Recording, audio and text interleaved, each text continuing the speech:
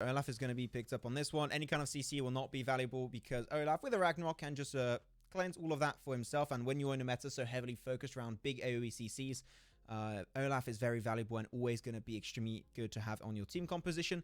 Xayah, I think this is an interesting one to see picked up finally. Xayah, with all the changes that happen, especially to Blade of the Ruin Kings for the ADC carries, she actually comes through a little bit nicer here. So I think Xayah is a pickup that is going to be good to work with. Also, Alistar plays in very similar ways to, for example, what a Rakan would do.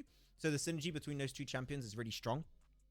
So I think they're not going to be in too bad of a position to play with those two champs. And of course, Leon's going to be playing Darius onto this one, which he started grinding ranks in EU on Darius. That was his main champ for a long time. So he's going to go back to his roots with this Darius. And Darius against so many melee champs, going to be 3 melee with the Lee Sin, with the Gragas, and also with the Rakan. If he hits that twirly, I call it twirly. I know it's not the ability name, I just like calling it like that. He's going to be able to just body slam everyone and just get himself so much damage on those slams. It's not going to be even funny. But for that to happen, you need Leon to get ahead. And Darius, if he falls behind, the comeback potential is not that big. Yeah, it's one of those heroes that, it can still perform, especially with the Chain of Corruption can be a very strong tool in a team fight. But, we were talking about the fact that Olaf can just ignore the CC with the Ragnarok. The Xayah pick is also very strong into heavy CC because of the ultimate being able to kind of dodge away from a lot of the crowd control that can come out. So I do like that Tribe is kind of drafting into the meta and saying, you know what, the meta right now is all this big AoE crowd control. We're just going to take the things that can ignore it. And also the Feather Recall is a great ability just to be able to deal with big dive champions. Can just stun everyone. Snitch getting bullied a little bit by Rekner, which I was kind of expecting at this early game. Snitch was only level 1, doesn't have too much mobility available, so he's going to have to be very careful, pop the honey fruit, and get healed up once again. But mainly you're looking at here, what I would like to see, especially coming out from Tribe, is to be very cautious and aware of how this Aurelion Sol is going to roam, because the reason why Aurelion Sol is so good in his current meta in Wild Rift is he can roam on the side lanes in just a snap of a finger. Close your eyes for a second, and he's already in your lane and ready to take you down. So, hopefully, you're going to have very good vision, and if you can get those scuttles, it's going to make matters even harder for Rekner to get heavily involved in the early game and find those easy rotates. And one thing that's interesting to me here is that both teams actually opting for the lane swap. So both teams sending their dual lane up into the Baron lane, and the Gragas and the Darius going one-on-one down in the Dragon lane. Well, it looks like Lee Sin might be looking to get involved here. Yeah, it seems like there's going to be a 1v2 for Leon. Going to have the barrier still up and good to go. But is that going to be enough to keep himself alive? Gragas maybe looking for the engage. And that's going to be forcing a flash away from Leon, which is still a win in their books. But Leon will be able to retake that matchup versus the Gragas. And I think that I thought Lisa maybe try and come back because he knows that Leon is not going to go back to base. But he's still very early levels, and I think that would be a little bit of an overstep from him to do so. You know what, Leon? He's still going to be in a good spot. Going to have to keep on farming up. So he is not going to be falling behind whatsoever. I'm a little curious as to why the Gragas actually flashed away right as soon as Lee Sin went in on that engagement. I feel like if he had just committed to it, they probably get that kill there. I know he was obviously burning from all the stacks from Leon, but he didn't have level 4. He didn't have the ultimate for the big execute. I think they could have gotten that kill if he had just hard committed, but instead Caglian actually flashed away right as the Lee Sin went in. They weren't able to find the kill. Leon was actually able to get both of them relatively low as a result, because he basically just took 2 separate 1v1s instead of a 2v1. Just saw Emperor lose his red buff, and that also might be hurting his confidence to go for this jungle steal, to take the blue for himself, which I understand the red buff early on is pretty impactful, especially on the likes of an Olaf if you can use it properly. So he's just going to go back to his jungle, back to the Raptors, and slowly set up another jungle rotate for himself. The first Drake, this is actually going to be the very first game where the first Drake is not going to be Infernal. So you know what, I'm cool with that one. I enjoy it. We're not going to be having those potential big fights, and this is actually a Drake that is worth trading for turrets or for Herald. So if you know the team is going to be taking it, you can do a little bit of cross-mapping in the jungle and pick up the Herald for yourself to get some extra pressure later on in the game, which I'm hoping to see happen. It's something you wanted to see happen earlier, Tasty, and they did it, and it actually heavily helped out for whichever team was able to do it earlier. Yeah, and I think because of the fact that it's the Ocean Dragon to start, that's why we saw this double lane swap. Both teams, kind of committing to going towards the top side of the map and focusing more on the Rift Herald when that does spawn. So I actually don't expect to see either team really commit for this dragon right now. Although with the recalls coming through, this could be just a recall, get back on the map and go for the dragon by Tribe, which it would be really nice recall timing if that is what the play, or if that's what play they're going for. Words are very difficult, but they are actually sending their bottom lane now towards the bottom side of the map, and actually Doom is in mid, Alistar is going towards the bottom side, and so we could end up seeing a little bit of a skirmish around this dragon after all. So now they're going to give it a shot. Vision cleared with the sweepers. Friend in a bush. Not going to be detected just yet. Might be able to find a sneaky engage on the Rakan that's going a little bit too far forward. So he's going to have to be very respectful. Corky's going to initiate with a poke. A Snitch is ready to go. They got the vision too. Redemption onto the enemy team to get some initial damage if they can. Can they steal it away? It's going to be secured by the Olaf. Now he's going to be popping the Ragnarok going straight for the backline. He's going to be down to mid HP. And Rek'Na, can he do anything? No, he's going to find the double bump back. But Rek'Na is solo. They're going to flash their way forward. Is Rek'Na able to survive? No, he can't. But the kick is actually going to save Snitch on that one. Very unfortunate run of events for Swest.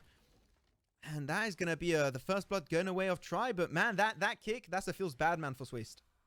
Swest. How do you say it? How would you say it? I would say Sweest just because I like the meme of Weast. But I'll ask him later on. SpongeBob, so that's where that comes from for me. Oh. But it could be Swest. It could very well be Swest.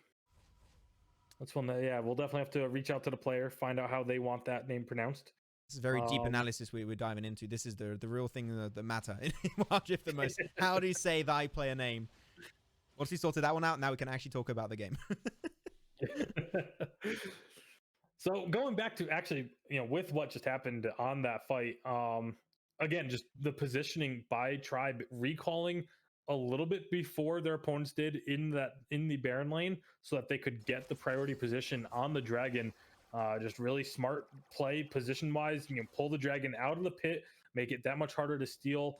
I did like the attempt from Futbolist by throwing the Gragas ultimate into the dragon pit, just trying to get some displacement, trying to see if they could cause something to happen there. But now Rift Herald has just spawned and no one is on it immediately, but Tribe does have the advantageous position, does have the scuttle still captured, and so that little bit of extra vision and movement speed in the river. Kagayan, great ultimate on top of Leon, going to take down the tower shots, but oh, the redemption comes out. Maybe going to get smited. No way, that is illegal, Leon. You're not allowed to survive that. The charm going out from the Rakan, going to go on deep to buy some time for his team to actually peel away. But now, Varus, very similar to what we saw last game, way too deep in that fight. Oh, he's able to actually find a frag onto the Olaf. That's big, as that's a 1-for-1 trade-off onto Emperor Dark. But at the end, it's still going to be Varus going down. I was not expecting him to be able to find that, but he's able to make it worthwhile, so no loss there. 1-for-1 trade, but importantly, it was the jungler that they killed. However, they are very low, and the entirety of Tribe is still here. I'm not sure if they want to go for this fight, but if they can get another pick, maybe they do. A great job engaging onto the Darius. Oh, friend, that's a great double knock up on the enemy backline, and now they're going to put their focus onto Rek'Na. He's able to peel away, flash on forward to make sure they can connect it, and that's going to be Snitch popping off once again. Gragas for himself. Oh my god, did he get both on one shot? Oh, no, it was actually... Wait, you just taken down? He actually got it. He got both. Okay, big win, but it is the Herald, so he's going to be able to use it later on. That is completely A-okay. But I'm going to... Hey, worth. Super worth. Oh, absolutely. I mean, it is what looks like a pretty dire situation. He's able to go in, use the barrel to get the explosion, and pop the Rift Herald, steals the Herald away, and then is actually able to just kind of crawl his way into the middle of the pit, and with his dying breath grabs the eye of the Herald, so that they will be able to have that to pop at some point. Very likely, as you assume, it's going to be around the spawn of this Infernal Dragon. That's the one that everybody wants. They want that big stat buff for the rest of the game. And so expect that Herald to be held on to until the dragon does start to spawn. And then if you're the side of Futbolist, that's what you have to do. That's how your only way back into this game right now is to use that Herald to try and set up a distraction for Tribe and then move towards the dragon. But that dragon fight is going to be so important for the to kind of ultimately decide who's going to win this game. Snitch actually has to use the package prematurely there. Definitely not an ideal situation. 3-man knock up once again from Freen, and that's going to be the entire team coming out of Futbolist, and they can't do anything, man. This is why Alistar is top tier. I'm an Alistar one-trick myself, and because he's absolutely broken in ranked, and he also in competitive. If he get those knockups like that, there's not much he can really do. Though he pops the Herald in top, you know what? He's like, okay, Sure, we're going to lose this Drake, which sucks. You do not want to give it away, but I'm going to try and make the most out of this situation and pick up not only some map pressure in top lane, but also get some passive gold by picking up those plates. So he is getting something out of that trade, at least for his team, but is it worth giving away that Infernal Drake, knowing that Tribe is already ahead? Not really here, Tasty. I mean, I wouldn't say that they gave away the Infernal Drake. The Infernal Drake kind of got taken from them. So I do like the decision of, at least get something. It's obviously still a much more beneficial trade for the side of Tribe, as now they're going to find Caglian as well. No escaping that one. And here comes the rest of the team going in one at a time onto the Darius is not the way to victory, as that's going to be 2 more kills for Leon. And this is just going from bad to worse for the side of Futbolist. They're trying to bait Leon into taking the honey fruit. You know what? It's not going to matter. He's still got himself the shield. He's going to try and zone it. Can he take a 1v2? Rekner, that's a big fat no as an answer. Tribe, they are popping the hell off in this game. 11-3 currently. The goal leads up to an almost 6,000 goalie. So they're looking juicy and they're looking hella comfy in this one. Going to try and crack it open. And especially with a Corki, that should be a very easy turret to pick up for themselves. But the wave is rather thin, so they might not be able to find it just yet. But it's just a matter of time before that turrets get picked up by Tribe. So they're feeling good. But especially Leon, that fight, got himself the double reset onto his ultimate. Actually, the singular ultimate reset, but he was able to hit it twice and actually pick up a double frag for himself. So this is the point where now Darius is ahead in this game in a really good position. It is rather scary to go up against him. We talked about in draft, they have so many melee champs on their end. Oh, they're going to have the fight happening top. Find out once they go up against an Olaf as well, as that's another kill picked up. A rampage for Doom, as he's the one who actually secured that in the end. And just look at the gold totals. Both Doom and Snitch sitting at 10,000 gold each. Those two alone are going to just be dishing out so much damage. They get the kill on the jungler especially. It means instantly go on to Baron. There's not even a chance for Futbolist to get in range. Baron secured, and with all 3 outer turrets down, this is looking like a pretty clear 2-0 in the favor of Tribe. It's not quite over just yet, but the fact that they have to try and deal with the damage coming out from Doom, the damage coming out from Snitch, and then you still have to kill Leon on top of all of this too. Like, it is just going to be so incredibly difficult if they can't find a pick somewhere on the map. That's really their only way back into this game, is to find someone that's isolated and just get your entire team there as quickly as you can and get that kill. Leon just chasing the Aurelian Soul off of this mid lane.